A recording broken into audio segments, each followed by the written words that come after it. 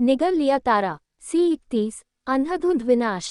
खंड 07 अध्याय 31 अंधाधुंध विनाश। रात, गहरा काला सागर गरज रहा था, हवाएं गरज रही थीं और सब कुछ अंधकार में था। और समुद्र के ऊपर मानवता का सबसे बड़ा और सबसे भयानक दुश्मन, निगलने वाला राक्षस, मानवता के दो सबसे महान योद्धाओं होंग और थंडर गॉड के साथ युद्ध में लगा हुआ था। गड़गड़ाहट, गड़गड़ाहट। एक पल के भीतर होंग और थंडर गॉड ने डोमेन वाले सेनानियों के लिए उपलब्ध सबसे शक्तिशाली तकनीक का उपयोग करना शुरू कर दिया था। यदि उनके पास अपना स्वयं का डोमेन नहीं होता तो उनके पास इस तरह के कौशल का उपयोग करने का कोई तरीका नहीं होता। उस भाले सहित होंग का पूरा शरीर एक पल में ही काली रोशनी से ढक गया। वज्र देवता हरे सांप जैसी रोशनी में लिपटे हुए थे। हा हा, वज्र देवता जोर से हंसे। हा हा, हांग भी हंसा। क्षियु, क्षियु। दोनों तुरंत प्रकाश की दो किरणें बन गईं, जो अलग अलग दिशाओं से निगलने वाले राक्षस पर सीधे हमला कर रही थी। निगलने वाला राक्षस हवा में तैर रहा था, उसकी काली पुतलियां उसकी ओर दौड़ते हुए दो मनुष्यों को घूर रही थीं। उसके दृष्टिकोण से ये दोनों मनुष्य चींटियों के अलावा कुछ नहीं थे, दो चींटियां जो अनगिनत अन्य चींटियों की तुलना में थोड़ी अधिक मजबूत थीं। यांग झुओ, डोज ऑफ लिमिट्स प्रशिक्षण कक्ष के भीतर लुओ फेंग अपने परिवार के पास था और घबराहट से स्क्रीन देख रहा था। वे अपना सब कुछ दे रहे हैं। लुओ फेंग, होंग और थंडर गॉड अपना सब कुछ दे रहे हैं। उन्होंने पहले ही अपनी आत्मा का बलिदान देना शुरू कर दिया है। उनकी लड़ाई अधिक से अधिक 1 मिनट तक चलेगी। 1 मिनट के भीतर अगर निगलने वाले राक्षस को नहीं मारा गया तो वे दोनों विरोध नहीं कर पाएंगे। बाबाटा की आवाज लुओ फेंग के सिर में गूंज उठी। लुओ फेंग का दिल उन्माद से भर गया। आत्मादाह, क्या ये यूमो प्लेनेट की स्पिरिट रीडर की आत्मादाह के समान है? यूमो प्लेनेट की विभिन्न पुस्तकों और मैनुअल में बुनियादी बातों के संबंध में बहुत कुछ था। हालांकि मैनुअल में कई गुप्त तकनीकें भी थीं, उदाहरण के लिए, और अन्य। उनमें से हर एक में आत्मदाह के संबंध में स्वाभाविक रूप से गहन और गहन कौशल थे। ये निश्चित रूप से अलग है। कौशल स्तर के मामले में यूमो प्लेनेट का संस्करण बहुत अधिक है। हालांकि कौशल का स्तर ऊंचा है, इसकी शक्ति की तुलना उन दोनों से नहीं की जा सकती। बाबाटा ने कहा, वे अब जो उपयोग कर रहे हैं वह एक अंतिम कदम है जिसका उपयोग केवल डोमेन वाले लड़ाके ही कर सकते हैं। आत्मा, कच्ची शक्ति, ताकत, इच्छा शक्ति सभी ब्रह्मांड के माध्यम से एक साथ आए हैं, शक्ति के विशाल स्तर पर विस्फोट कर रहे हैं। ये बेहद डरावना है। अगर वे थोड़े समय में दुश्मन को मार सकते हैं तो भी वे जीवित रह सकते हैं। हालांकि अगर निगलने वाला राक्षस नहीं मरा तो वे मर जाएंगे। बाबाटा ने कहा, क्या लिक्विड सिल्वर गार्ड अभी तक वहां पहुंचे हैं? लुओ फेंग ने पूछा। उस समय पुरातात्विक खंडहर #12 में लुओ फेंग ने 3 शक्तिहीन तरल चांदी गार्ड हासिल किए थे। हालांकि बाबाटा की मरम्मत और शक्ति पुनःपूर्ति के माध्यम से अब उनका फिर से उपयोग किया जा सकता है। लगभग। हालांकि Luo Feng liquid silver guard अंगरक्षक हैं। वे दोनों एक आत्मघाती मिशन पर गए हैं, इसलिए तरल सिल्वर गार्ड भी मदद करने में सक्षम नहीं होंगे। बाबाटा ने बेबसी से कहा, हम केवल वह सब कर सकते हैं जो हम कर सकते हैं और भाग्य को छोड़ दें। लुओ फेंग ने स्क्रीन की ओर देखा। जबकि बाबाटा के साथ बातचीत लंबी लग रही थी, सच तो यह है कि चूंकि ये केवल विचार ही आगे पीछे उछल रहे थे, इसलिए इसमें केवल एक पल का समय लगा। और उस थोड़े से समय में स्क्रीन पर लड़ाई अपने चरम पर पहुंच चुकी थी। इसे स्टार स्तर की लड़ाई माना जा सकता है, जिसे आम लोग नंगी आंखों से स्पष्ट रूप से नहीं देख सकते। वे केवल किनारे पर रिप्ले, धीमे संस्करण देख सकते थे और स्पष्टीकरण सुन सकते थे। और लुओ फेंग पूरे प्रशिक्षण हॉल में एकमात्र व्यक्ति था जो युद्ध को स्पष्ट रूप से देखने में सक्षम था। अच्छा नहीं, परम भक्षण कौशल। लुओ फेंग की अभिव्यक्ति बदल गई। प्रशांत महासागर के ऊपर का आकाश, सुनहरे सींग वाले जानवर की पूंछ धुंधली हो गई थी। वह तेजी से अंतरिक्ष के पार घूम रहा था और होंग और थंडर गॉड की ओर बढ़ रहा था। एक तेज आवाज सुनाई दी। सुनहरे सींग वाले जानवर को दुश्मनों के भाले से एक अपार शक्ति का एहसास हुआ, जिससे उसकी पूंछ की शक्ति कम हो गई। चीख। सुनहरे सींग वाले जानवर ने अपना सिर उठाया और कान छेदने वाली चीख निकाली। वह क्रोधित हो गया। उसने मूल रूप से सोचा था कि ये दोनों केवल चींटियां थीं जो थोड़ी ताकतवर थीं। उन्हें आसानी से कुचलने के लिए उसे केवल सामान्य ताकत की आवश्यकता थी। हालांकि उलझने के बाद यह एहसास हुआ, इन दो छोटे मनुष्यों के पास ऐसी शक्तियां थीं जो कहीं अधिक चौंकाने वाली थीं। इससे भी अधिक इसकी रक्त संबंधी स्मृतियों और ज्ञान ने इसे तारा यात्री मनुष्यों के बारे में जानकारी दी थी। इसके अलावा तलवार कौशल, भाला कौशल कहीं अधिक चौंकाने वाले थे। हर स्लैश, हर शॉट स्वर द्वारा बनाया हुआ प्रतीत होता था, जिससे ये बिल्कुल भी भविष्यवाणी करने में असमर्थ हो जाता था। ये कहा जा सकता है, ये सुनहरे सींग वाला जानवर जिसका जन्म केवल 1 वर्ष के लिए हुआ था, उसके लंबे जीवन के साथ एक मानव शिशु के बराबर था जो अभी पैदा हुआ था और अभी भी दूध पी रहा था। भले ही इसकी वंशावली कुलीन थी, इसकी वंशावली यादें विशाल और विशाल थीं, लेकिन इसकी प्राकृतिक तकनीकों के अलावा अन्य ज्ञान और यादें सभी को सीखनी पड़ी। 1 साल का समय, ये कितना पर्याप्त है? सैद्धांतिक रूप से कहें तो लुओ फैंग की तुलना में भी ये बहुत पीछे था। डोमेन की दुनिया में कदम रखने वाले होंग और थंडर गॉड की तुलना में अंतर सैकड़ों हजारों मील जितना था। वे 2 योद्धा जो आत्मदाह का प्रयोग कर रहे थे, बनाम सुनहरे सींग वाले जानवर जिसे भारी चोटें लगी थी, अंतर वास्तव में उतना बड़ा नहीं था। गर्जन, सुनहरे सींग वाले जानवर ने अपना मुंह खोला। अच्छा नहीं है, सावधान। होंग और थंडर भगवान के भाव बदल गए। पूरी दुनिया ने उपग्रह के माध्यम से इस दृश्य को देखा। सेनानियों और योद्धाओं के सभी भाव बदल गए। सभी ने पहले सुनहरे सींग वाले जानवर की अद्वितीय क्षमता देखी थी, निगल जाना। गड़गड़ाहट। होंग और थंडर गॉड ने पहले से ही अपनी युद्ध योजना का पालन किया, तुरंत उसी दिशा में बढ़े और उड़ गए। दोनों वास्तव में एक साथ फंस गए। सुनहरे सींग वाले जानवर की पुतलियों ने इन 2 छोटे बिंदुओं का सर्वेक्षण किया और पहले से भी अधिक क्रोधित होकर ये 2 योग्य छोटे इंसान मूल रूप से मारने के लिए कह रहे थे। उसने सोचा कि वह पहले एक बार में एक को निगल सकता है, चूंकि वे एक साथ थे, इसलिए वह दोनों को ही निगल सकता था। छी, निराकार स्थान आसपास कुछ 100 मीटर तक फैला हुआ है, जो क्षेत्र में होंग और थंडर भगवान को पूरी तरह से कवर करता है। भाई होंग, थंडर भगवान की अभिव्यक्ति थोड़ी बदल गई। हम्फ। अपने हाथ के झटके से होंग ने अपने और निगलने वाले राक्षस के बीच बड़ी मात्रा में काली धातु के अवशेष प्रकट किए। यह इतना सघन रूप से भरा हुआ था कि बीच में बिल्कुल भी जगह नहीं थी। यदि ये द्रव्यमान पर आधारित होता, तो धातु के अवशेषों की विशाल मात्रा निगलने वाले राक्षस से थोड़ी सी भी बड़ी लगती। 180 मीटर लंबा, 120 मीटर चौड़ा, 100 मीटर ऊंचा, ये राशि का एक अनुमान था। भारी मात्रा में धातु के अवशेष एक साथ कसकर भरे हुए थे।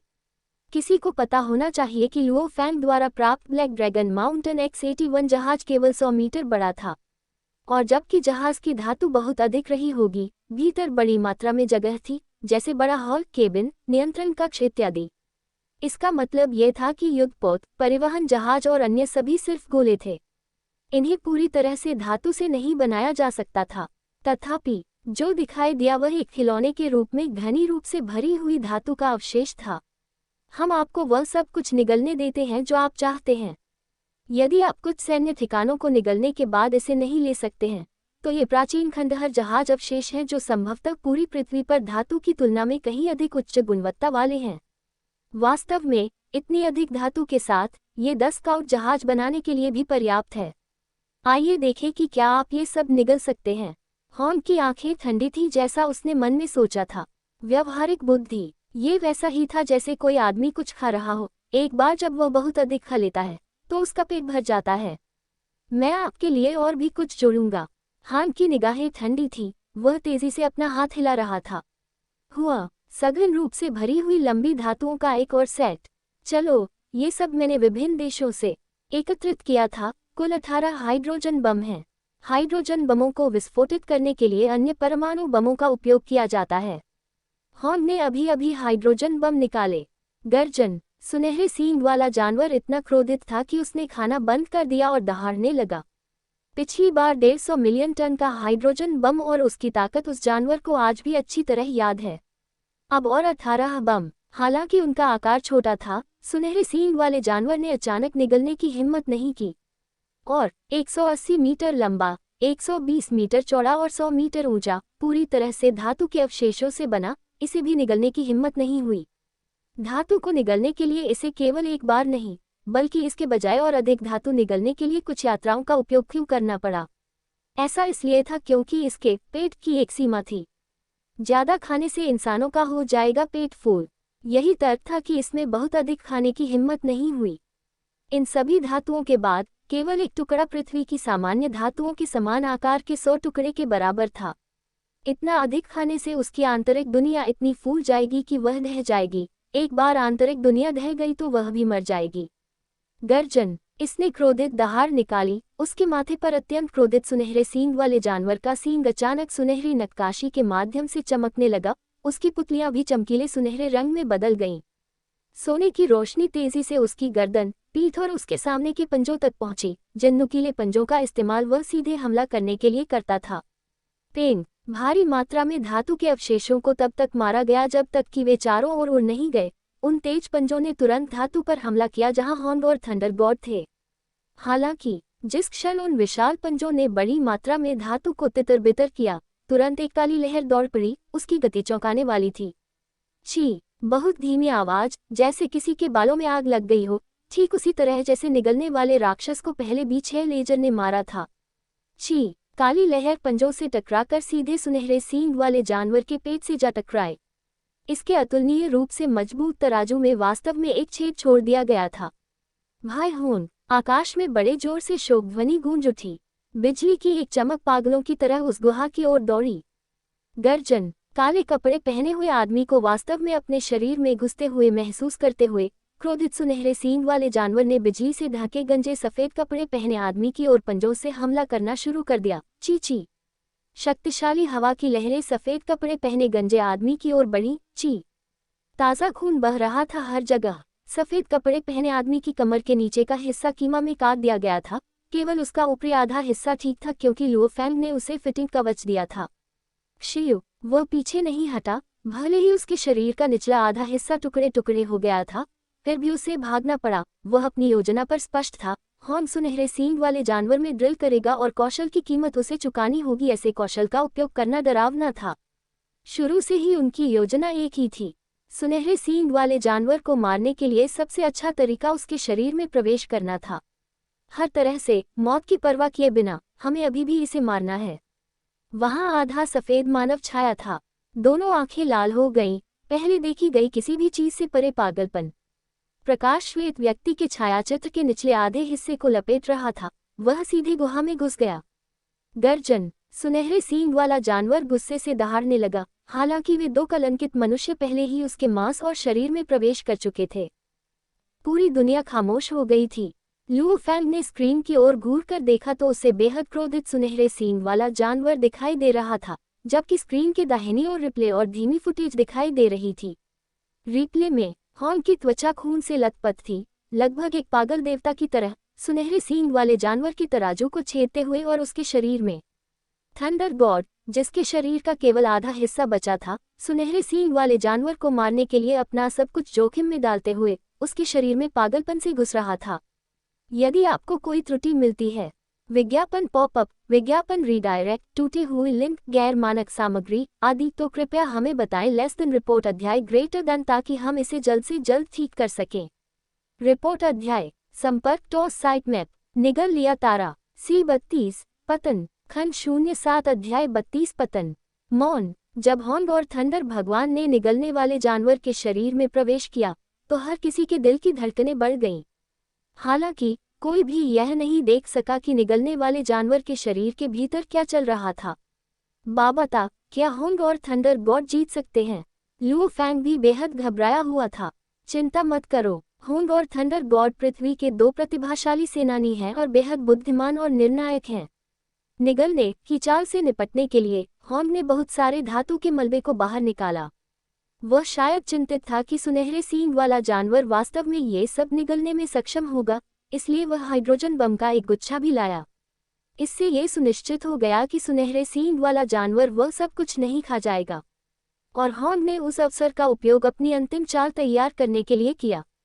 स्पष्टतः उनके अंतिम कदम को तैयारी के लिए समय की आवश्यकता थी। जब क्रोधित सुनहरे सींग वाले जानवर ने अपने पंजों से धातु के मलबे पर हमला किया, तो हॉर्न की अंतिम चाल सही समय पर सामने आई।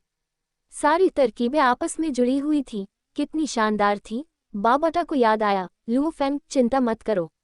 शुरू से अंत तक उनके प्रदर्शन को देखते हुए इन दोनों ने स्पष्ट रूप से पर्याप्त तैयारी की है। अब जब वे सुनहरे सींग वाले जानवर में प्रवेश कर गए हैं, तो सुनहरे सींग वाला जानवर अपने पंजों से हमला करने में सक्षम नहीं है। इसलिए उनकी सफलता की संभावना लगभग 50% या 60% तक बढ़ गई है। बाबता के शब्दों से लुओ फैंग कैसे चिंतित नहीं हो सकते? वह चिंता करना बंद नहीं कर सका। लुओ फैंग स्क्रीन की ओर देखता रहा। सुनहरे सींग वाला जानवर अभी भी अंतरिक्ष जानवरों में से सबसे सर्वोच्च रक्तवंशियों में से एक का धारक है, और इसने वास्तव में हॉर्न और थंडरबर्ड को अपने तराजू को छेदने और अपने शरीर में प्रवेश करने का मौका दिया है। ये बस बहुत भोला है, इसकी युद्ध क्षमताएं बहुत कम हैं। बाबाटा ये कहने से खुद को नहीं रोक सके। अपनी पिछली लड़ाइयों को देखते हुए ये केवल क्रूर बल पर निर्भर था। दरअसल सुनहरे सींग वाले जानवर की ताकत, प्रतिभा आदि के साथ जब तक वह अधिक समझदारी या कुशलता से लड़ता, उसका अंत इस तरह नहीं होता। यदि यह और भी अधिक शक्तिशाली होता तो हमें और भी कम आशा होती। लुओ फैंग थोड़ा कड़वा था। मेरा ऐसा मतलब नहीं था, मैं सिर्फ ये कह रहा हूँ कि यह सुनहरे सींग वाला जानवर शायद बहुत बहुत छोटा है। इसने अभी अभी विकास के अपने वयस्क चरण में कदम रखा है। शायद इसका कोई अनुभव नहीं है क्योंकि यह बहुत छोटा है। इसके हमलों के तरीके बहुत सरल और कच्चे हैं। बाबाता ने समझाया, यह अपने शरीर और प्रतिभा के साथ पैदा हुआ था, लेकिन अनुभव, कौशल, परिपक्वता, चालाकी आदि को विकसित करने की आवश्यकता है। यहाँ तक कि पृथ्वी के प्रतिभाशाली आइंस्टीन और युद्धरत राज्यों के काल के बुद्धिमान सुन वू भी जब बच्चे थे तो भोले थे। यदि आप इस सुनहरे सींग वाले जानवर को 10,000 या 100,000 वर्षों तक बढ़ने देंगे तो ये बिल्कुल भयानक हो जाएगा। पर अब यह अभी भी छोटा है, और इस युवा छोटे सुनहरे सींग वाले जानवर ने पृथ्वी पर मानवता को लगभग विलुप्त कर दिया। प्रशांत महासागर के ऊपर आकाश में वो सुनहरे सींग वाला जानवर दर्द से चिल्लाने लगा। चीची टिल्ड टिल्ड सुनहरी रोशनी उसके तराजू की सतह पर फैल गई और फिर उसके शरीर में समा गई। यह अपने शरीर के उन दो घृणित मनुष्यों को मारना चाहता था। स्पष्ट रूप से चून की युद्ध क्षेत्र सुनहरे सींग वाले जानवर के शरीर के अंदर है। सुनहरे सींग वाले जानवर द्वारा छोड़ी गई सुनहरी रोशनी बहुत विनाशकारी नहीं थी, अन्यथा ये स्वयं को मार डालेगा। बूम टिल्ड टिल्ड सुनहरे सींग वाले जानवर का पूरा शरीर हिल गया। इसकी गहरी सुनहरी आंखों में थोड़ा गुस्सा और दर्द था। उसके मुंह से ताज़ा लाल खून रिस रहा था। बूम टिल्ड टिल्ड इस अजीब कपकपी के कारण सुनहरे सींग वाले जानवर ने अपना सिर उठाया और दर्द से दहाड़ने लगा।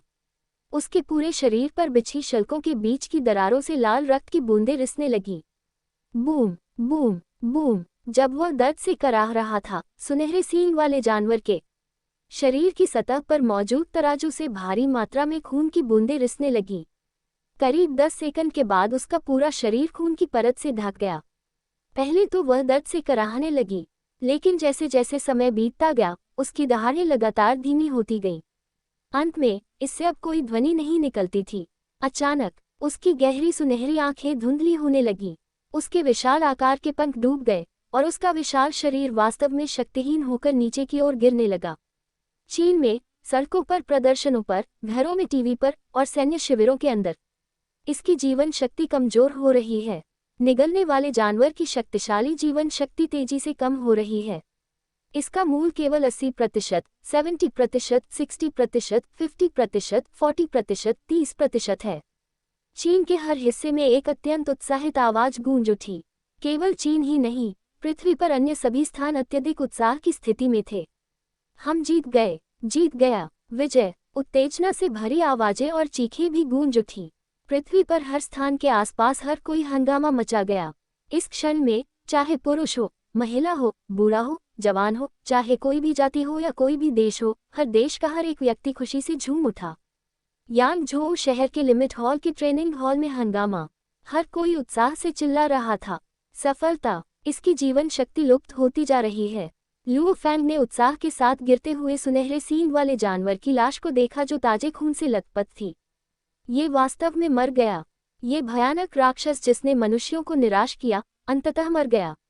पवित्र! लुओ फैंग को विश्वास ही नहीं हो रहा था कि ऐसी खुशी आ गई है। हॉन्ग और थंडर गॉड के बारे में क्या? लुओ फैंग ने डिस्प्ले को ध्यान से देखा। प्रसारक की आवाज आई, पृथ्वी पर मौजूद सभी लोगों, हमें आपके लिए एक दुखद समाचार अवश्य लाना चाहिए। अभी हम किसी भी प्रकार की जीवन शक्ति का पता नहीं लगा सकते हैं। कहने का तात्पर्य यह है कि भले ही निगलने वाला जानवर मर गया है, पृथ्वी पर हमारे दो सबसे शक्तिशाली सेनानियों, प्रमुखों, हॉन्ग और थंडर गॉड ने खुद को बलिदान कर दिया है। वे नायक हैं, नायक जिन्होंने पूरी दुनिया को बचाया है। मौन! प्रशिक्षण हॉल बहुत जल्दी व्यवस्थित हो गया। शायद नहीं, बाबाटा की आवाज लुओ फैंग के दिमाग में गूंजी। होंग और थंडर भगवान शायद नहीं मरे होंगे। शायद नहीं। मैंने सोचा कि वे अब अपनी जीवन शक्ति का पता नहीं लगा सकते। लू फैंग के दिल में उत्साह और उम्मीद की एक किरण जाग उठी। वह नहीं चाहता था कि होंग और थंडर गॉड इस तरह मरे। नहीं, आपके ग्रह के जीवन शक्ति डिटेक्टर अंतरिक्ष यान के खंडहरों में पाए गए थे।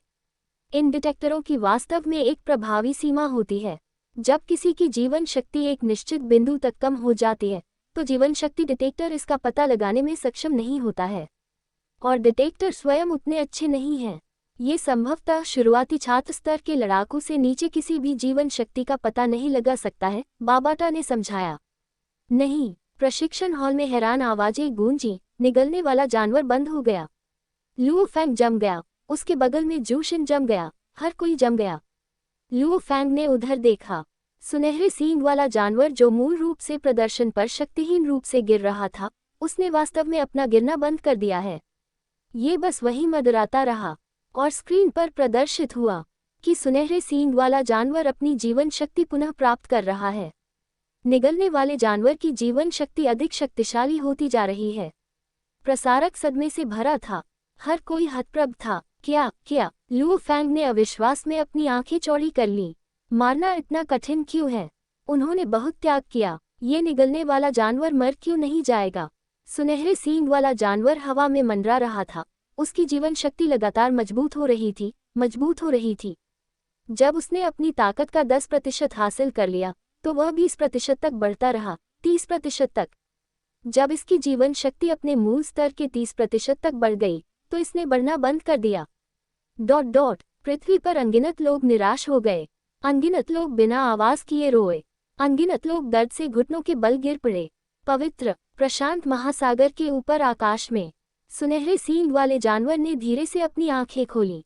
इसकी गहरी सुनहरी आंखें थोड़ी शक्तिहीन थीं। ये पहले कभी मौत के इतना करीब नहीं थी। ये समय ग्रेड लेजर तोप के अनुभव से भी बदतर था। ये शक्तिहीन होकर दहाड़ने लगा। सुनहरे सींग वाले जानवर ने अपने पेट की ओर देखा। जो देखा गया वह एक काले कपड़े पहने हुए आदमी और उसके पेट के छेद से खून से लथपथ एक सफेद कपड़े पहने आदमी गिर रहा था।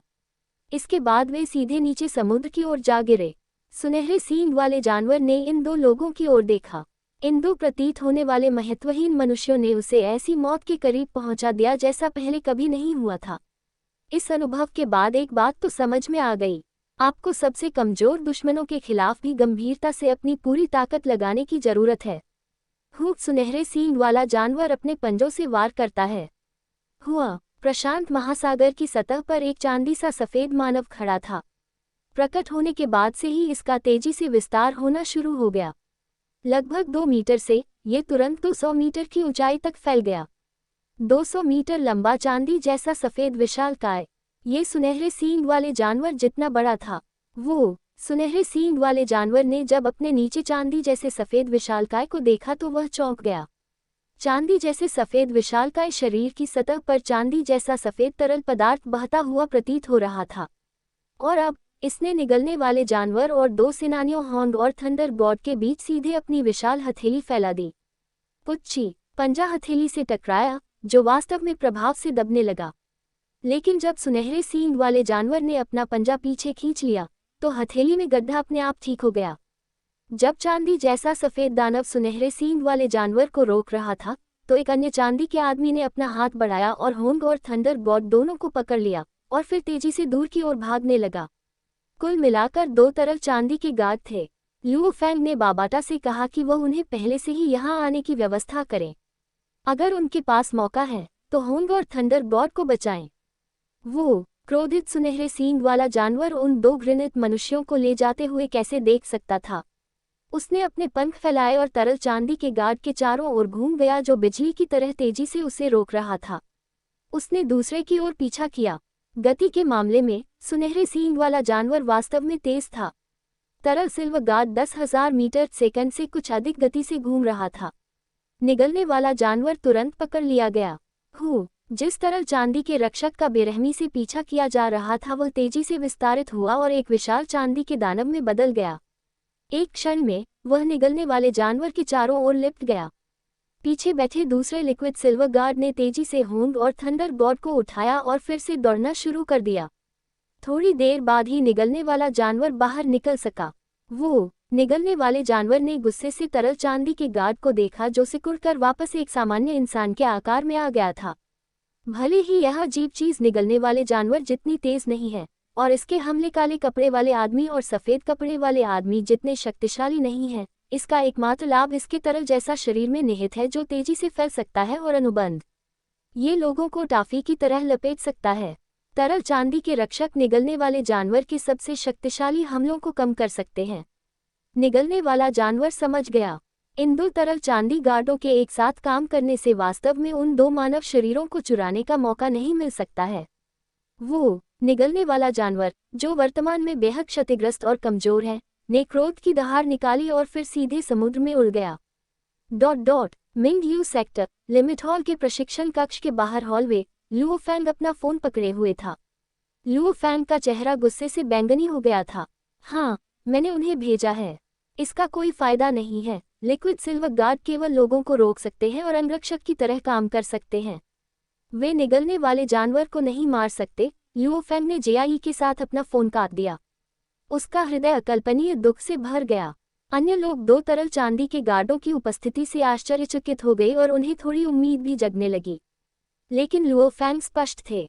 तरल चांदी के गार्ड ब्रह्मांड में उच्च तकनीक वाले उत्पाद थे और उनका कार्य बेहद स्पष्ट था। अंगरक्षक, हमें क्या करना चाहिए, हमें क्या करना चाहिए, हमें क्या करना चाहिए? बताओ हमें क्या करना चाहिए। लुओ फैंग पागल होने वाला था। उसने दर्द के मारे अपनी आंखें बंद कर लीं और उसकी आंख के कोने में थोड़ी सी चमक देखी जा सकती थी। यदि आपको कोई त्रुटि मिलती है, विज्ञापन पॉपअप, विज्ञापन रीडायरेक्ट, टूटे हुए लिंक, गैर मानक सामग्री आदि, तो कृपया हमें बताएं। लेस देन रिपोर्ट अध्याय ग्रेटर देन, ताकि हम इसे जल्द से जल्द ठीक कर सकें। संपर्क टॉस साइट मैप। निगल लिया तारा। C33 पृथ्वी का नंबर 1 स्पिरिट रीडर। खंड 07 अध्याय 33 पृथ्वी का नंबर 1 स्पिरिट रीडर। पृथ्वी का नंबर 1 स्पिरिट रीडर। चीन, पूर्वोत्तर मुख्यालय शहर। पापा, एक युवा खूबसूरत महिला स्क्रीन पर प्रसारण देख रही थी, दर्द से कराह रही थी और रो रही थी। अचानक सीधी खड़ी हो गई और अपने अध्ययन कक्ष में चली गई। उसी कमरे में कुछ पुरुष और बच्चे ये दृश्य देख रहे थे और वे भी अविश्वास में स्तब्ध रह गए। अध्ययन कक्ष के भीतर युवा महिला ने तुरंत अपना कंप्यूटर चालू किया, अपने ईमेल दर्ज किए और सबसे नए ईमेल खोले। उस विशेष ईमेल में एक वीडियो संलग्न था। महिला ने धीरे से माउस को एक बार क्लिक करते हुए कांपते हुए अपने होंठ काटे।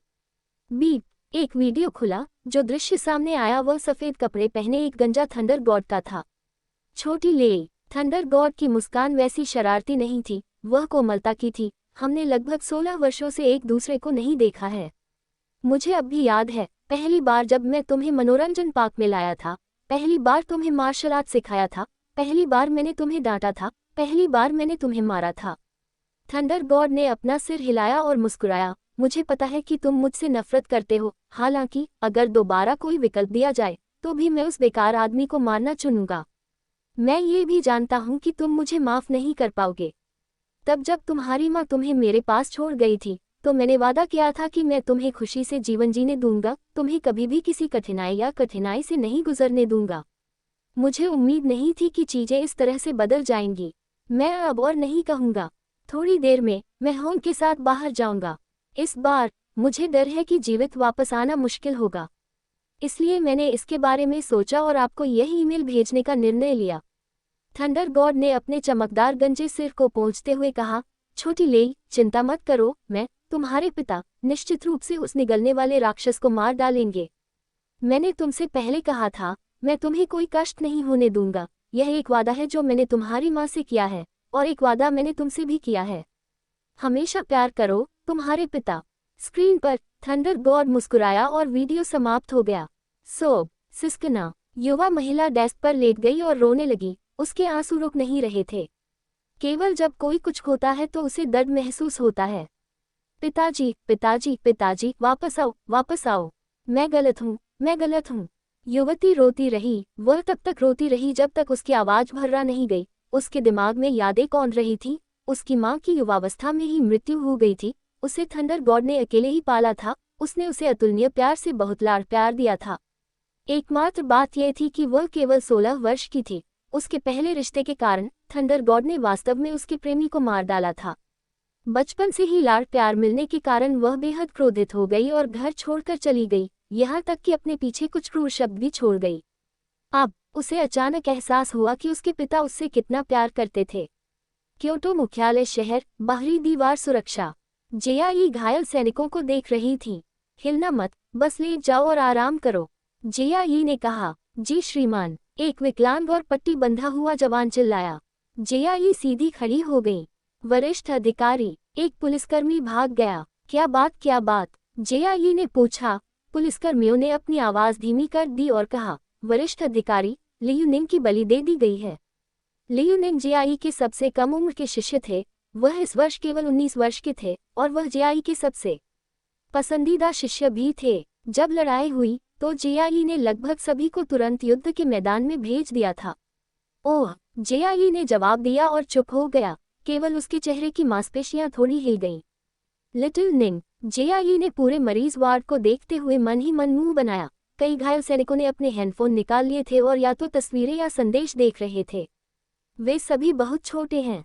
जेआई को अपने दिल में दर्द महसूस हुआ, फिर भी वह असहाय था। होंग और थंडर गॉड की विफलता ने दुनिया के पूरे ऊपरी हिस्से को दर्द और उथल-पुथल में छोड़ दिया था, और उन्हें लुओ फैंग से भी पता चला था। तरल चांदी के गार्डों में निगलने वाले राक्षस को मारने की क्षमता नहीं थी, जो और भी निराशाजनक था। तथापि, जबकि उच्च वर्ग निराशा में था, प्रसारण नहीं। उस समय पूरी दुनिया अभी भी लड़ाइयों का प्रसारण कर रही थी, हालांकि वे केवल लड़ाइयों के दृश्यों को दोहरा रहे थे, ये कहते हुए कि होंग और थंडर गॉड केवल गंभीर रूप से घायल हुए थे और मरे नहीं थे। वे यहाँ तक कहते हैं कि चांदी के 2 दिग्गज पृथ्वी की नवीनतम तकनीक, मानवता की आशा थे। इससे अनगिनत आम लोग और समुदाय आशा से भर गए। लड़ाई जारी रखने के लिए अनगिनत सैनिक। लुओ फैंग घर पहुंच गया था। लिविंग रूम के भीतर टेलीविजन चालू था। ये 2 चांदी के दिग्गज विभिन्न देशों के शोध के परिणाम हैं। इन हजारों वर्षों में हुई अनगिनत लड़ाइयों की तरह मानवता निश्चित रूप से विजयी होगी, टेलीविजन की आवाज में कहा गया। लुओ फैंग ये सुनना सहन नहीं कर सका और तुरंत तीसरी मंजिल के लिए लिविंग रूम से निकल गया। छज्जे पर एक ठंडी हवा चली। लुओ फैंग थोड़ा ताज़ा हो गया। कोई फायदा नहीं है लुओ फैंग, हार मान लो, बाबाता ने मनाते हुए कहा। पृथ्वी को कोई उम्मीद नहीं है, बस बाकी सभी को मरने दो, तुम इसे नहीं रोक सकते। ये सिर्फ 1 या 2 लोगों के मरने की चिंता नहीं है, बल्कि अनगिनत लोगों की मौत है। लुओ फैंग क्रोधित हुए बिना नहीं रह सका। क्या मैं सिर्फ अनगिनत युवाओं, बच्चों और शिशुओं को मरते हुए देखता रहूंगा? क्या मैं ये देखूंगा कि पृथ्वी राक्षसों के लिए खेल का मैदान बन गई है? विलुप्त हो रहे इंसान, कोई न कोई रास्ता अवश्य होगा, अवश्य ही होगा। पृथ्वी पर राक्षसों का कब्जा हो जाए, यह विचार ही एक दुष्स्वप्न था। आत्मा जीवन का मूल है। लुओ फैंग की आंखें चमक उठी। उस निगलने वाले राक्षस की जीवन शक्ति बहुत कमजोर हो गई है। क्या इसका मतलब यह है कि उसकी आत्मा भी पहले की तुलना में बहुत कमजोर है? बाबाता, बताओ। एर्म, बाबाता झिझक रहा था। मुझे बताओ। लुओ फैंग अधीर हो रहा था। सही है, ये बहुत कमजोर है। हालांकि यह अभी भी ऐसा कुछ नहीं है जिसे आप जैसा star traveller level 3 spirit reader संभाल सके, बाबाता ने कहा। बाबा, आपने पहले कहा था, यह अभी भी बहुत छोटा है। वास्तव में एक स्टार यात्री स्तर में ब्रह्मांड में घूमने की कोई क्षमता नहीं होती है। ये वर्तमान में केवल एक सितारा स्तर है, जिसका अर्थ है कि यह संभवतः पृथ्वी पर पैदा हुआ था। ये जितना मजबूत है, अगर यह बहुत पहले पैदा हुआ होता तो मनुष्य ने इसे बहुत पहले ही खोज लिया होता। इसे इतनी देर से खोजने का मतलब है कि इसका जन्म शायद बहुत पहले नहीं हुआ था। लुओ फैंग ने कहा, यह अभी भी युवा है, इसकी आत्मा और अधिक नाजुक होनी चाहिए। इसके अलावा इसे लगातार लेजर तोप का हमला और होंग और थंडर गॉड का हमला प्राप्त हुआ। उसकी शक्ति पहले की तुलना में लगभग 20% ही रहनी चाहिए। लुओ फैंग की आंखें चमक उठी। अगर मैं यूमो प्लैनेट गुप्त तकनीक का उपयोग करता हूं और इसे जोखिम में डालता हूं, कौशल की मूल शक्ति पहले से ही महान है। एक बार जब मैं ये सब जोखिम में डाल देता हूं, और यदि यह पर्याप्त नहीं है, तो मैं गुप्त तकनीक का उपयोग करूंगा, जिससे पृथ्वी पर अन्य सबसे मजबूत योद्धाओं को मेरे साथ ताकत जोड़ने की इजाजत मिल जाएगी। लुओ फैंग तेजी से अपने विचारों में एक योजना का अनुकरण कर रहा था। यूमो ग्रह की गुप्त तकनीकें बहुत मजबूत थीं, और बाबाटा ने हमेशा इन तकनीकों का अध्ययन करने वाले लुओ फैंग के महत्व पर जोर दिया था। अब तक भले ही उसकी पढ़ाई बहुत गहरी नहीं थी, लेकिन लुओ फैंग की वर्तमान शक्ति के साथ वह अधिक विस्तृत थी, लेकिन वह उनका उपयोग करने में असमर्थ था। हालांकि वह पहले से ही अपनी शक्ति को अधिकतम क्षमता तक खींचने में सक्षम था। लुओ फैंग, ऐसे पागल विचार मत सोचो, बाबाटा ने क्रोधित होते हुए कहा। मैं इसकी अनुमति नहीं देता, मैं निश्चित रूप से इसकी अनुमति नहीं देता। मैंने आपके जैसे शिष्य के लिए 50,000 वर्षों तक इंतजार किया है। मैं निश्चित रूप से आपको जाकर आत्महत्या करने की अनुमति नहीं देता। मैं आत्महत्या नहीं करने जा रहा हूँ। हॉर्न और थंडर भगवान की आत्मा का बलिदान, वे मर नहीं गए थे? लुओ फैंग ने पूछा। लेकिन वे कोमा में हैं, बाबाटा ने क्रोधित होकर कहा। ब्रह्मांड में, यहाँ तक कि अमर प्राणी जिनकी आत्मा को भारी क्षति पहुँचती है, उनमें से कुछ लोग ठीक होने से पहले लाखों वर्षों तक सोते हैं, और कुछ बस हमेशा के लिए सो जाओ। हॉर्न और थंडर देवता भले ही मरे नहीं हैं, लेकिन उनकी आत्माएं इस समय गहरे कोमा में हैं।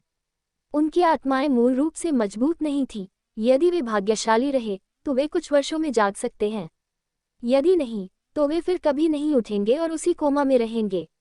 लुओ फैंग, उतावले मत बनो, बाबाटा भड़क उठे। यूमो प्लेनेट का शिष्य होने से पहले मैं लुओ फैंग हूँ।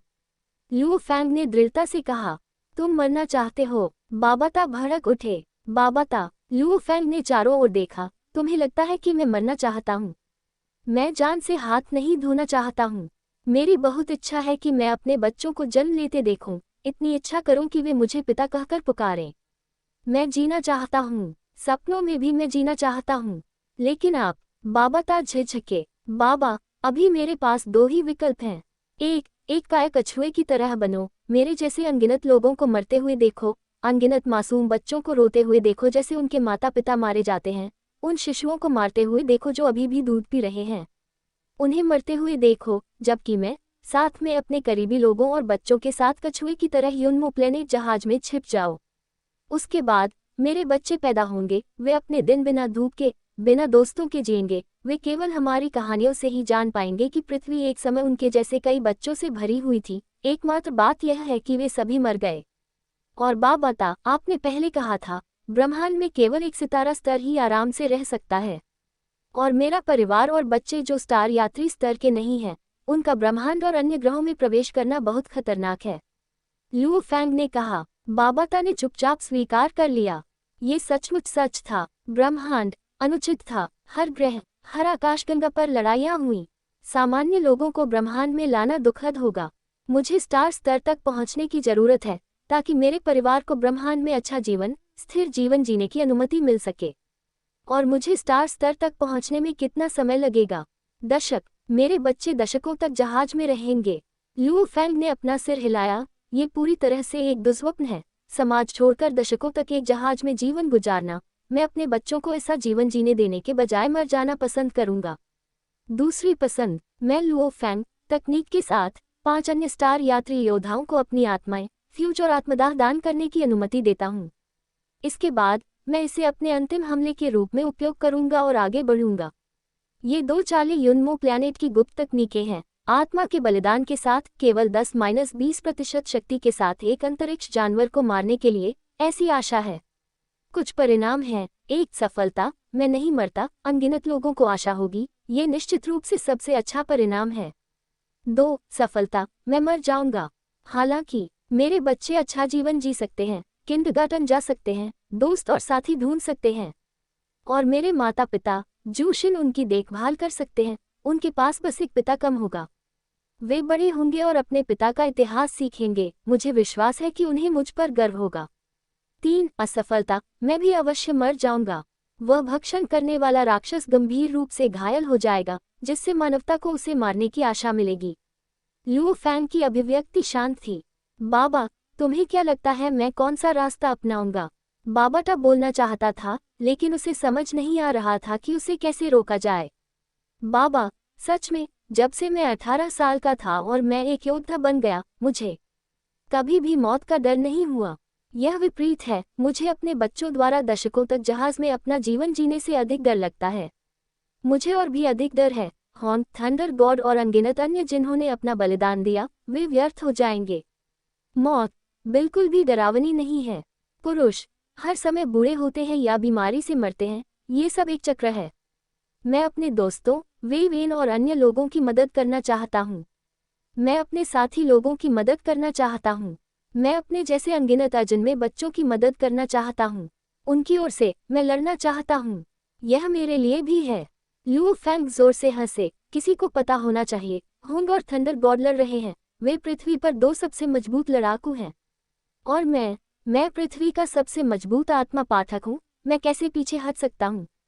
हाँ, लू फैंग की हंसी ने बाबाटा को चुप करा दिया।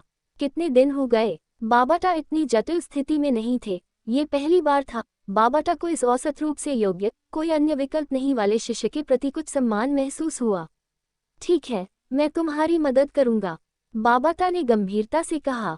हाँ, ऐसा मत बनो, मैंने कहा है, हम इससे लड़ेंगे, जीवित रहने की उम्मीद अभी भी है। उस समय लुओ फैंग की आत्मा भीतर से शांत थी।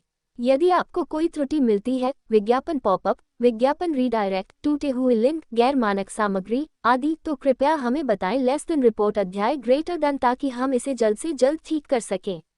संपर्क टॉस साइट मैप निगल लिया तारा। C34 6 मनुष्य। खंड 07 अध्याय 34 6 मनुष्य। चीन में अभी दोपहर के 2:12 बजे हैं। होंग, थंडर गॉड और सुनहरे सींग वाले जानवर के बीच लड़ाई 1 घंटे पहले हुई थी। बाबाता की आवाज गंभीर थी। इस बार सुनहरे सींग वाले जानवर की जीवन शक्ति बहुत कमजोर हो गई है। जाहिर तौर पर उसे भारी क्षति हुई है। ठीक होने में 1-2 दिन जरूर लगेंगे। हालांकि आप समय बर्बाद नहीं कर सकते। जितनी जल्दी आप कार्य करेंगे उतना बेहतर होगा। लू फैंग की मदद करने के लिए सहमत होने के बाद बाबाटा उसके लिए एक योजना बनाने में अपनी पूरी ताकत लगा रहा था। पहले आपको 5 सितारा यात्री बलिदानों को ढूंढना होगा, गुप्त तकनीक का उपयोग करना होगा और उन सभी 5 को अवशोषित करना होगा, क्योंकि वे अपनी आत्मा का उपयोग करते हैं। शून्य का टॉवर और तकनीक का उपयोग करें। 5 लोगों को चुनें। ये 5 स्टार यात्री होने चाहिए। वे जितने मजबूत होंगे उतना बेहतर होगा। उनकी ताकत उनकी जीवन शक्ति का प्रतिनिधित्व करती है, इसलिए आत्मा के बलिदान से उत्पन्न ऊर्जा और भी मजबूत होगी। लू फैंग बालकनी पर खड़ा था, आसपास की गगनचुंबी इमारतों को देख रहा था। दूर से सेना के परिवहन आगे पीछे यात्रा कर रहे थे। उन्होंने कहा, बाबा, मेरे विचार समूहों तक, सभी स्टार यात्री योद्धाओं तक भेजो। जो इच्छुक हैं, अपना बलिदान देने को तैयार हैं, उन्हें मेरे पास आने दो। लू फैंग की आवाज नर्म लेकिन बेहद दृढ़ थी। ठीक है। बाबाटा के नियंत्रण में पृथ्वी पर सभी स्टार यात्री योद्धाओं को तुरंत खबर मिल गई। लू फैंग, आपको क्या लगता है कि कितने लोग बलिदान देने को तैयार हैं? बाबाटा पूछने से खुद को नहीं रोक सके। वे स्टार ट्रैवल योद्धा और स्पिरिट रीडर हैं। भले ही मुख्यालय शहर नष्ट हो जाए और मानवता को भागना पड़े, उनके जीवित रहने की संभावना अभी भी सबसे अधिक है। मुझे नहीं पता, लू फैंग ने अपना सिर हिलाया। गुप्त तकनीक यूनमो प्लेनेट तकनीकों के भीतर एक बहुत ही विशेष कदम था। उनमें से एक ने विशेष रूप से दूसरों को अपनी आत्मा का त्याग करने और अपनी ऊर्जा स्थानांतरित करने की अनुमति दी थी। ये कदम किसी को बलिदान देने के लिए अपने अधीनस्थों को नियंत्रित करने की अनुमति भी दे सकता है। इस बलिदान में सहमति, इच्छा और बिना किसी हिचकिचाहट के शामिल होना था। यह उसी क्षण विफल हो जाएगा जब इसमें झिझक होगी। इसलिए लू फैंग दूसरों को अपनी आत्मा का बलिदान करने और खुद का बलिदान देने के लिए मजबूर नहीं कर सके। बीप, लू फैंग की सामरिक संचार घड़ी से ध्वनि निकलती है। यहाँ एक है। लू फैंग खुला, केवल कुछ शब्दों वाला एक संदेश दिखा। मैं लुभाना चाहता हूँ। संदेश देखने के बाद लू फैंग का दिल तेजी से धड़कने लगा। ये पहला उत्तर वास्तव में होंग के 3 गार्डों में से एक, एल्योर था।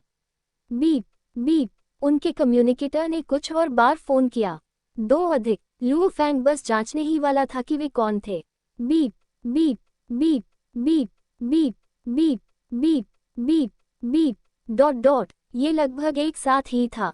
आवाज धीमी थी, लेकिन लगातार आवाज ने लू फैंग को चौंका दिया। कैसे पागल, बाबाता धीरे से बोले बिना नहीं रह सका। 3 मिनट 16 सेकंड। सामरिक संचार घड़ी इतने लंबे समय तक सीधी चली थी। 3 मिनट 16 सेकंड के बाद भी ध्वनि की आवृत्ति बहुत कम थी, जब तक कि अंततः पूरी तरह से बंद नहीं हो गई।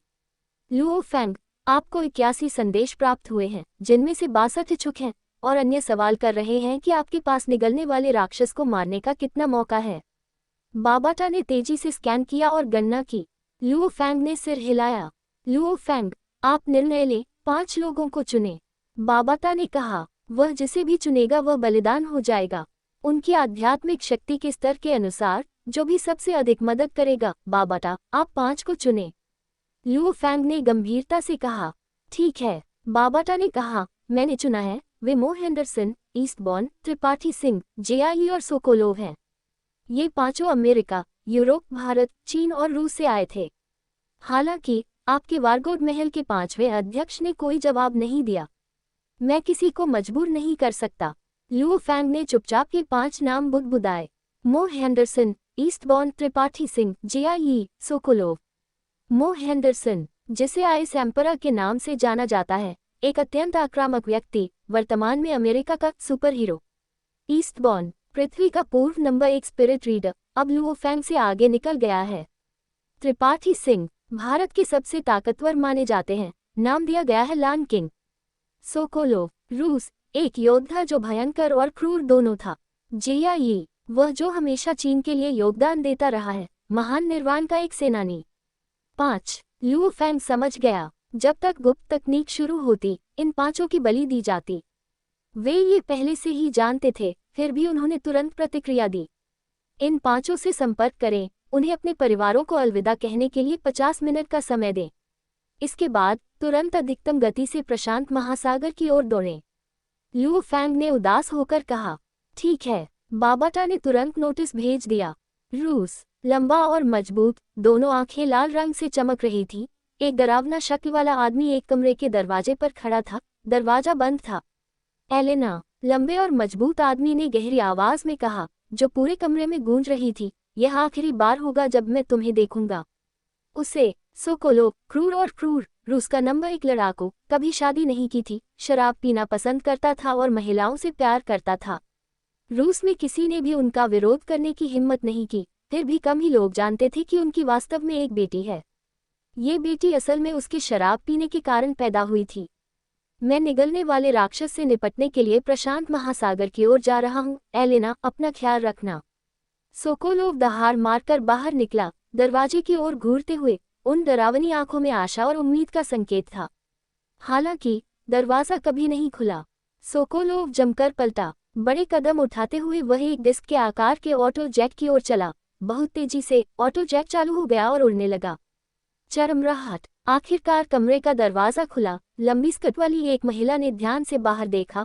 उसे केवल एक बहुत छोटी सी डिस्क विशाल आकाश में बहुत दूर तक उड़ती हुई दिखाई दी, जब तक कि वह पूरी तरह से गायब नहीं हो गई। नीचे बर्फ में बने पैरों के निशानों को देखकर महिला रोने से खुद को नहीं रोक सकी। खूंखार और क्रूर ध्रुवीय भालू सोकोलोव ने अपनी बेटी को अलविदा कह दिया था। बर्फ सम्राट मो हेंडरसन ने अपनी पत्नी, बेटे और उस बच्चे को अलविदा कहा जिसने अभी अभी उसका दूध पिया था। लान किंग त्रिपाठी सिंह ने अपनी 3 पत्नियों और बच्चों के एक समूह को भी अलविदा कह दिया। ईस्टबॉर्न ने बस खुद को अपने कमरे में बंद कर लिया और ऑटो जेट में सवार होने और रवाना होने से पहले 5 मिनट तक चुप रहे। जेआई ने बस अपने प्रियजनों को फोन किया और ऑटो जेट से निकल गए। लुओ फैंग का लिविंग रूम। उठो लिटिल फैंग, उठो। लुओ होंगबुओ और गोंग शिन लैंग घुटनों पर बैठे लुओ फैंग को उठाते समय आंसुओं से भर गए। लुओ हुआ, माँ और पिताजी का अच्छा ख्याल रखना। लुओ फैंग ने अपने छोटे भाई की ओर देखा। हाँ, लुओ हुआ की आंखें चमकीली लाल थीं। उसने जोर से सिर हिलाया। लुओ फैंग ने भी सिर हिलाया। आंसू भरी आंखों वाले ज़ूशिन की ओर देखा। लुओ फैंग ने उसे पकड़ने के लिए अपना हाथ बढ़ाया और धीरे से कहा, क्षमा करें, ऐसा मत कहो। ज़ूशिन ने अपना सिर हिलाया। मुझे तुमसे शादी करनी है। लुओ फैंग ने अपना बायां हाथ बढ़ाया। तुरंत मच्छरदानी का ऊपरी स्टील का तार उड़ गया और उड़ते उड़ते 2 टुकड़ों में टूट गया। ये 2 छोटे तार स्वचालित रूप से मुड़ गए और 2 छल्ले बन गए।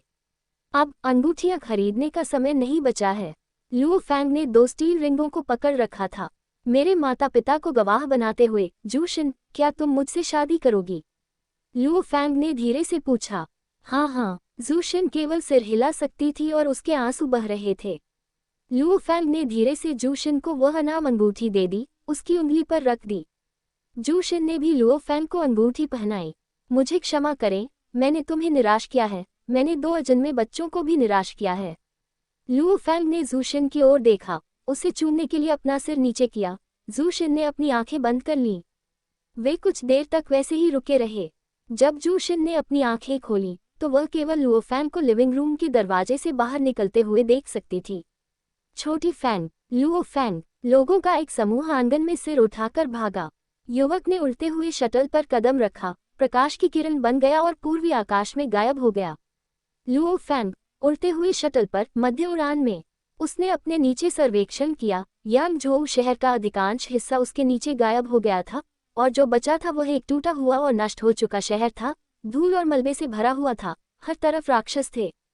यह महान निर्वाण से भी पहले का शहर था, और अब यह राक्षसों का घर था।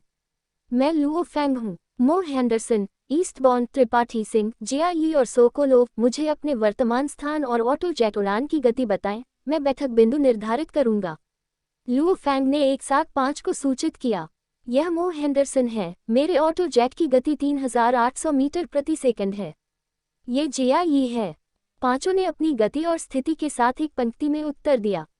बाबाटा ने इष्टतम बैठक बिंदु की गणना करने के लिए इस जानकारी का उपयोग किया। लुओ फैंग, मैंने बैठक बिंदु की गणना कर ली है। आप सभी को पहुंचने और इकट्ठा होने के लिए बस 1 घंटा और 8 मिनट का समय चाहिए। जहां सुनहरे सींग वाला राक्षस है वहां से मिलन स्थल कुल 351 किलोमीटर दूर है। ठीक है। लुओ फैंग ने तुरंत पांचों को बैठक स्थल की जानकारी दी। चीन में अभी भी दोपहर थी, हालांकि बैठक स्थल पर आसमान में तुरंत अंधेरा छा गया। मिलन स्थल पर जब लुओ फैंग बैठक स्थल पर पहुंचे तो एक काली डिस्क के आकार का ऑटो जेट पहले से ही वहां तैर रहा था। थोड़े घुंघराले बालों वाला एक दक्षिणी एशियाई व्यक्ति तुरंत बाहर निकल गया। लुओ फैंग, आप कैसे हैं? उस आदमी ने हाथ बढ़ाया। आपसे मिलकर अच्छा लगा, त्रिपाठी सिंह। लुओ फैंग ने भी अपना हाथ बढ़ाया। दोनों ने हाथ मिलाया। कुछ ही देर में अमेरिकी मो हेंडरसन भी आ गए थे। आने वाला चौथा जियाई था, 5वां सोकोलोव था, 6ठा ईस्टबॉर्न था। मैं पहले ही मुख्य बिंदुओं पर गौर कर चुका हूँ।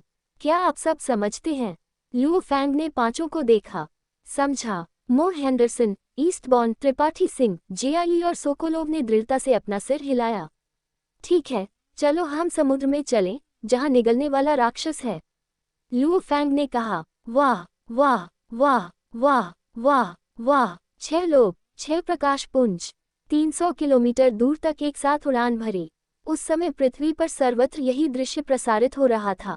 लुओ होंगबुओ, गोंग शिनलैन, जूशिन और अन्य लोग ये देखकर रोने के अलावा कुछ नहीं कर सके, और पृथ्वी के बाकी कुलीन और नेता स्पष्ट थे।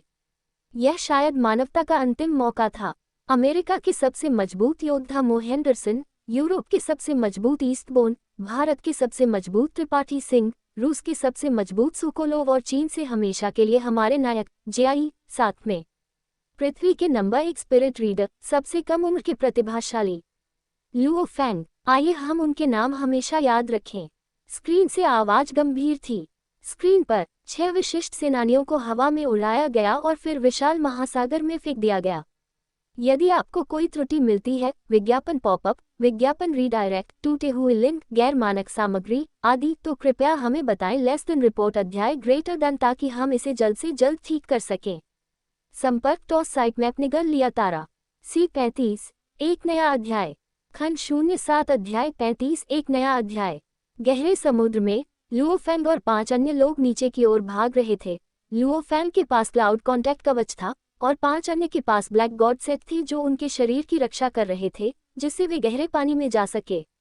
लुओ फैंग, वह निगलने वाला राक्षस इस समय सतह से 1200 मीटर नीचे है।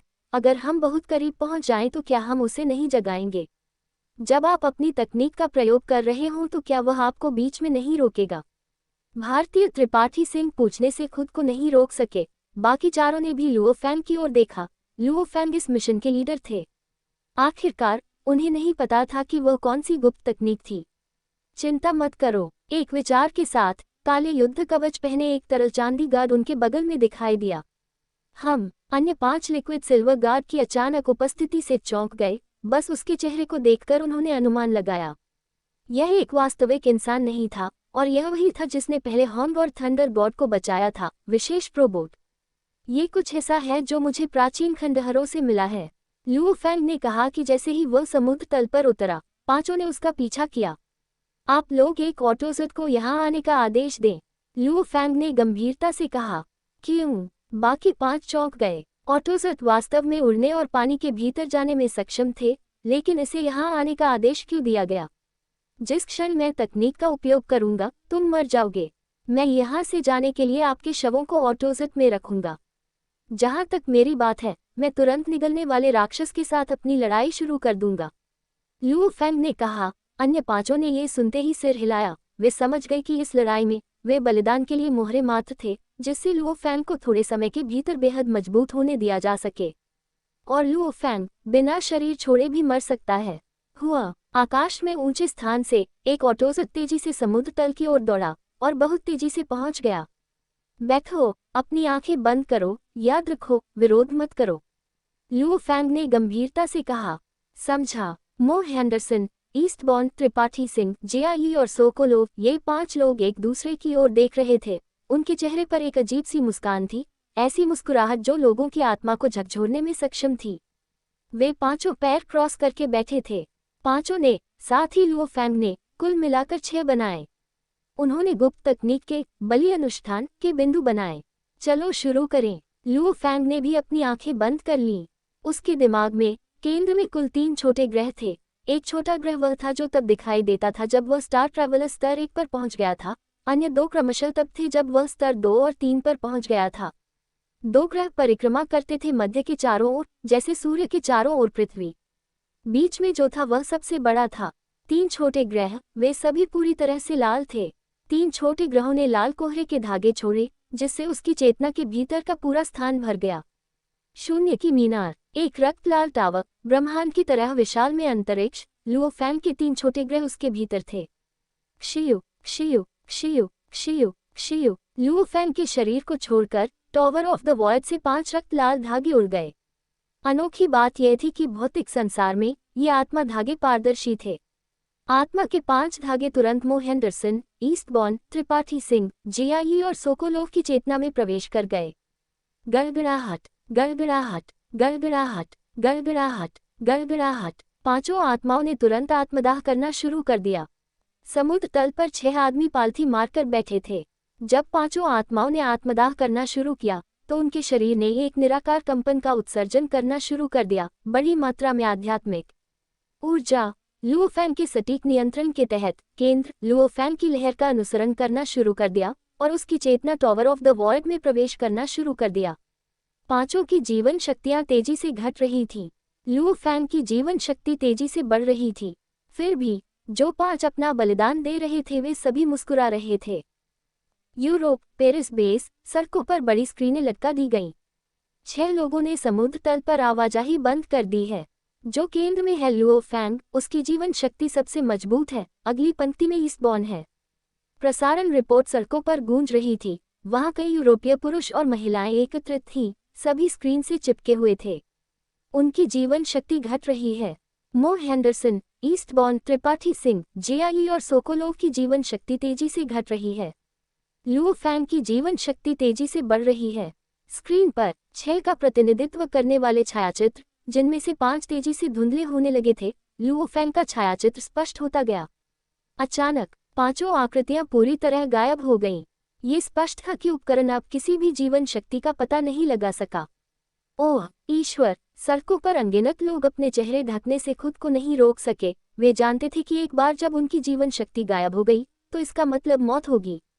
यह मो हेंडरसन का ऑटो जेट है। ये पहले ही समुद्र में जा चुका है। मेरे सूत्रों के अनुसार ऑटो जेट में वर्तमान में 5 शव हैं। मो Henderson, Eastbourne, Tripathi Singh, JI और सोकोलोव, ये 5 नायक हैं। उन्होंने मानवता की खातिर अपना बलिदान दिया है। कृपया उन्हें हमेशा याद रखें। लुओ फैंग निगलने वाले राक्षस की ओर बढ़ रहा है। आवाजें तनावपूर्ण और घबराहट भरी होने लगी। स्क्रीन पर लुओ फैंग का प्रतिनिधित्व करने वाली जीवन शक्ति तेजी से गहराई की ओर बढ़ रही थी और अतुलनीय रूप से बड़े निगलने वाले राक्षस के संकेत के साथ बंद हो रही थी। हमें प्रार्थना करनी चाहिए। प्रार्थना करें कि लुओ फैंग विजयी हो। सड़कों पर हर कोई अपने सीने पर हाथ रखकर स्क्रीन की ओर देख रहा था। उस समय दुनिया भर में अनगिनत लोग प्रार्थना कर रहे थे, उम्मीद कर रहे थे कि जीत आएगी। समुद्र तल के नीचे चट्टानी स्तर। लुओ फैंग तेजी से नीचे की ओर जा रहा था। 800 मीटर, 600 मीटर, 400 मीटर, 300 मीटर। बाबाटा ने लगातार लुओ फैंग और निगलने वाले राक्षस के बीच की दूरी की सूचना दी। 200 मीटर। लुओ फैंग ने जमकर रोका। आसपास की चट्टानें टूट गईं। सुनहरे सींग वाला जानवर, मर जाओ। लुओ फैंग की पुतलियां भयंकर और चमकीली थीं। उसकी चेतना के भीतर शून्य का विशाल टॉवर, 2 छोटे ग्रह केंद्र ग्रह के चारों ओर परिक्रमा कर रहे थे। अचानक गड़गड़ाहट, गड़गड़ाहट गड़गड़ाहट। 3 छोटे ग्रह अचानक आग के गोले बन गए। सही ढंग से कहे तो ये छोटे ग्रहों से बड़ी मात्रा में लाल कोहरा निकल रहा था जो शून्य के टॉवर में प्रवेश कर रहा था। 5 शक्तिशाली योद्धाओं की मूल रूप से एकत्र की गई शक्ति ने शून्य के अत्यंत चमकदार टॉवर को भयंकर रूप से घुमाना शुरू कर दिया। Non stop rotation. इससे शून्य की पूरी मीनार धुंधली सी दिखने लगी। शिवालय की नोक पर अचानक एक चमकदार बिंदु उत्पन्न हो गया। वर्षों की कड़ी मेहनत सब खत्म। कलाई कफ क्षेत्र में बबाता एक कुर्सी पर बैठे अपना सिर हिलाते हुए, मुझे आशा है कि यह हॉर्न और थंडर गॉड की तरह हो सकता है। कम से कम कुछ प्रकार की नींव बनाए रखें और बाद में कोमा में चले जाएं। कम से कम इस तरह तो वह नहीं मरेगा। लुओ फैंग खुद को कमजोर महसूस कर रहा था। जाना नग्न आंखों के लिए अदृश्य शून्य का एक टॉवर एक शंकु के रूप में घूमता है जो 200 मीटर की दूरी से ड्रिलिंग करता है। एक उदाहरण में सीधे सुनहरे सींग वाले जानवर के शरीर में घुस जाता है। दहाड़। क्रोधित जानवर दहाड़ने लगा। गड़गड़ाहट। आसपास की चट्टानें तेजी से टूट गईं। लुओ फैंग क्रोधित सुनहरे सींग वाले जानवर को देख सकता था। गहरे सुनहरे रंग की पुतलियां उसे गुस्से से घूर रही थी। हालांकि श्वा 2 तरल चांदी रक्षकों ने लुओ फैंग के शरीर का बचाव किया। ये चेतना है, इसके सिर में नहीं है। लुओ फैंग की अभिव्यक्ति बदल गई। शून्य की मीनार जानवर के सिर में घुस गई थी, वहां कोई आत्मा नहीं थी। लुओ फैंग को आखिरकार समझ में आ गया, उसका सिर उड़ाने से उसकी मौत क्यों नहीं हुई। ऐसा इसलिए था क्योंकि यह सुनहरे सींग वाला जानवर इंसानों से अलग था और अन्य राक्षसों से भी। उसकी चेतना आत्मा उसके सिर वाले हिस्से में नहीं थी। उस समय शून्य का टॉवर तेजी से गर्दन के हिस्से से नीचे की ओर भाग रहा था।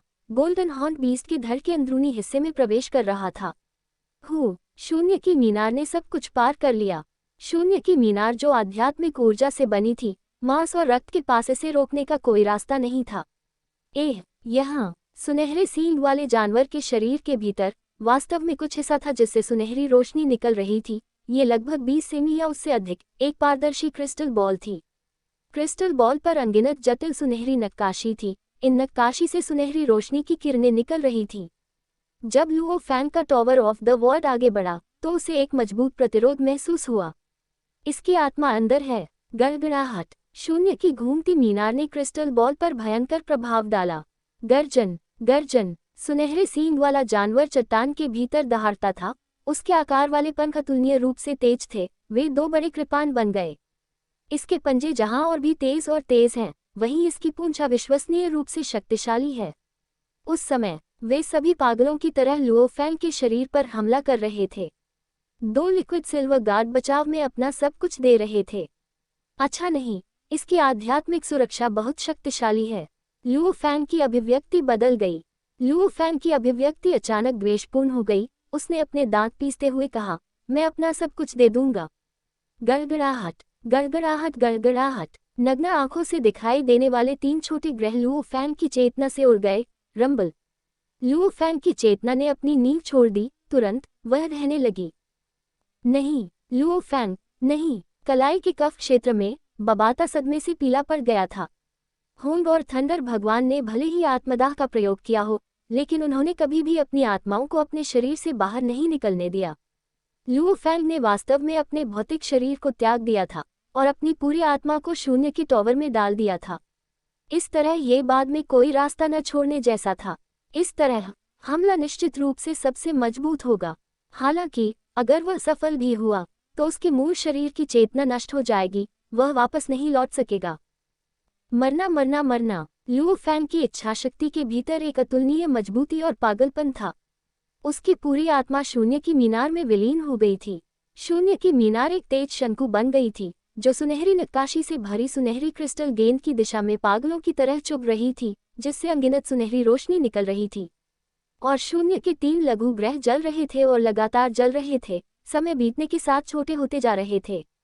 ये टूट क्यों नहीं रहा? लुओ फैंग बेहद चिंतित थे। विलाप। सुनहरे सींग वाला जानवर दर्द से अपना सिर पटक रहा था, किनारों पर चट्टान से जोर जोर से टकरा रहा था। उसकी आत्मा पर हमला हो रहा था, जिससे उसे अथाह दर्द हो रहा था।